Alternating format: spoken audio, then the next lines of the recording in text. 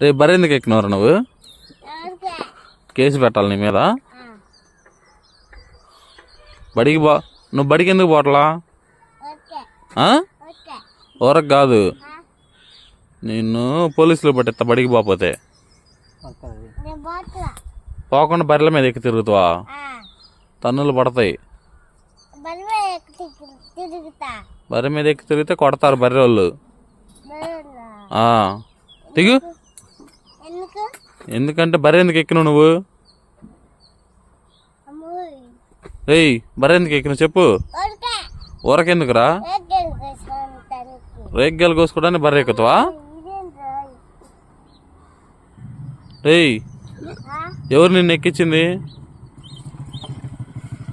తన్నులు పడతాయి మీ ఇద్దరికి. నాకు కూడా. రేయ్, ఇన్ని పట్టుకోండి. పొడు పొడు అమ్మ, పొడు పొడు.